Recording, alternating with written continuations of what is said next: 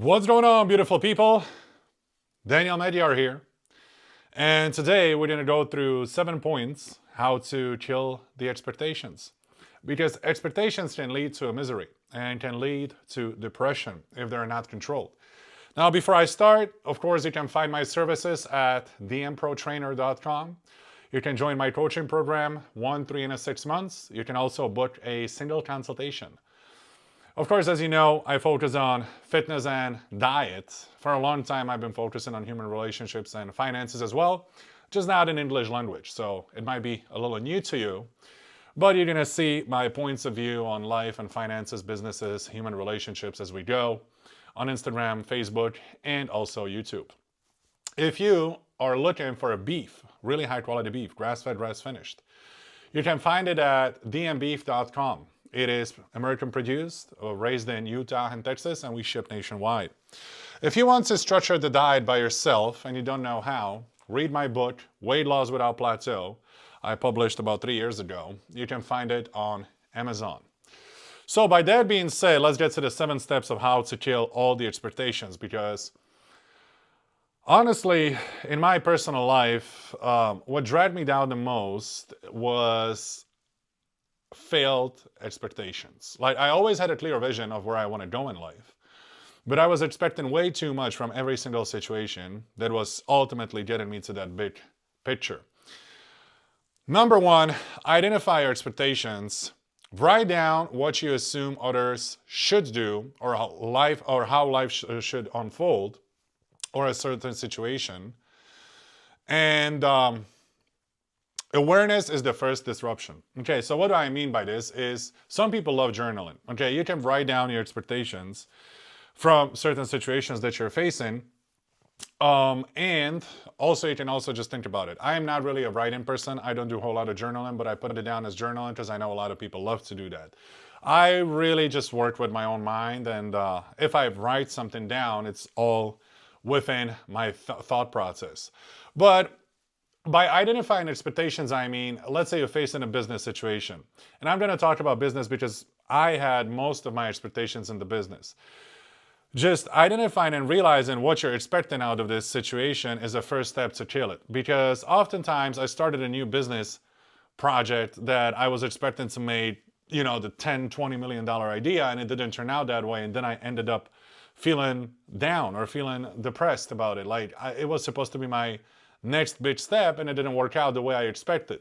So first you gotta realize what are your biggest expectations. In my case, it was always the business. In some other people's cases, it might be human relationships. A marriage should last forever, right? So, I mean, it's a beautiful idea, but you also gotta realize that marriage is emotions, and emotions always change. So you always gotta prepare yourself at being alone at any point of your life. You never know. And that way you're gonna prevent a nuclear weapon explosion right on your head. So identify the expectations in your life. What are you expecting currently, right now, from each situation you're facing? There's a job promotion. Are you expecting you're the one getting promoted? If you do, you might end up disappointed when you don't get promoted and your coworker gets promoted. You might actually get jealous, envy, etc. So right now, identify what your expectations are from life. Whether relationships, professional, financial, doesn't matter. Second, differentiate expectations from your standards. Standards guide your behavior. Expectation demand outcomes from other people or from life. Okay, so the standards are just the way you live your life. Let's say you get into an argument with another person, and this other person is emotional, starts screaming, it's completely out of control, and is breaking your standards of how you communicate with people. At that point, you set the boundaries and you walk away. Your expectation from this person might be that they're going to act calmly, they're going to solve the situation logically and rationally. That's how you expect them to be. But if they don't behave the way you expect them to be, you set the boundary and you walk away. You pretty much apply the same rule into every aspect of your life. It could be business or it could be anything else, right? So this way, especially when it comes to other humans, you can't expect them to behave properly or react properly to a certain situation. You can just let them be who they are, and you can stand by your standards, and if it doesn't align with your standards, you set the boundary and you walk away. Number 3, challenge the should. Okay, now, I've been pretty good at it my whole life since I was a kid. When you catch yourself thinking what they should do, how I should do according to the society, always challenge it. I've done it my entire life. I was challenging teachers. Why are we learning this stupid stuff that I'll never use in my life in terms of mathematics or literature or whatever? I knew I'm not going to use this in my life. All the information I was getting was useless, and it turned out to be useless till today. Okay, I never used any of that information in my life. Already as a kid, I knew it, and I was challenging the standard of a society. Then also I was challenging the standards of nutrition, like you shouldn't eat fiber, you shouldn't eat vegetables. Society tells you eat as much fiber, as much vegetables as possible. Vegetables, fruits are healthy. I was challenging it because I never really felt good eating all those vegetables. Actually, I was the most bloated ever. Then I was challenging the financial structures, how you should behave financially, how you should, the society wants you to get the loans and credit cards at 25, 30% APR and just dig yourself a hole or use debt to make money. I never really aligned with that concept. I found happiness in having as little expenses as possible, being in no debt at all, and stack up my money in my investment portfolio. Like, I listened to all kinds of standards, what you should do and how you should invest your money, but I really challenged every single one of them until I found my own way where I feel the most comfortable, which is no debt at all. I don't like debt of any kind. I don't like mortgages. I don't like loans, none of that stuff, right? So I always challenged the should. This is another very important thing of an alpha mindset. You got to challenge the should. Otherwise, you're just going to go with the flow and you end up miserable, broke, fat, and depressed. Focus on intentions, not the outcomes. Really big one. Commit to actions you can control, your effort, communication, and boundaries, not the results you cannot guarantee. So here, every time, and again, I'm going to go back to business, if you're starting a new business idea, don't focus on the outcome, even though you might have an idea of what you want out of it. You have a standard. Let's say you want this business to make 10K a month. That's your standard. Focus on everything that's in your possibility to make it happen. Focus on your marketing. Focus on your speech. Focus on the communication. Focus on the product, lowering the expenses, lowering the budget or increasing the budget, etc. Whatever is in your capability, focus on that instead of expecting the outcome. Because again, if you put your 100% to it and you're expecting 10K and this business ends up making $700 a month, okay, you're going to be very disappointed. You're going to feel like nothing. Your standard is 10K, you were expecting 10K, and this business is making 700, where if you had no expectations whatsoever, you'll come to peace with $700. You just accept the reality as it is. One of the basic Stoic rules is to accept the reality as it is. Don't argue with it. The only way how you can get $700 up to $10,000 a month is through your action. So focus on the action. You have a goal. Don't expect it's going to happen. Just do everything you can without the expectation. That way you're not going to be disappointed in your journey. Because the biggest disappointments I've ever encountered were expectations from business. I had so many business ideas, guys. So many business ideas that didn't turn out the way I wanted. Then, I would say out of 40 ideas I executed on, 5 of them worked out where it finally got me to 7 figures and more. But the 35 times I ended up very, very disappointed because of my expectations. I had huge visions for my life since I was a child, and those visions were making me expect every single idea to explode. So the universe understands what you want. It will create a path for you to walk on, but it's also going to give you 30, 40 different possibilities of how you can get there. And if you're expecting every single possibility to turn out well, you're going to be disappointed because you might literally go through 20 failures before you find the first one. And most importantly is to keep your healthy emotional state as you're failing. Because what I see men do is they fall in a depression after failure. Each time they fail, they fall in a depression, they feel weaker, and they feel like they're not enough because they were expecting too much, okay? Then a 5th step is practice present moment orientation. Expectations pull you into imagined futures. Ground yourself through breath, sensory awareness, or brief check-ins to return to what is. What do I mean by this? Simply, you have a vision of your life, okay? Now learn how to differentiate a present moment from the vision. The vision is how you expect your life to turn out. That's like the entire picture of what you manifested.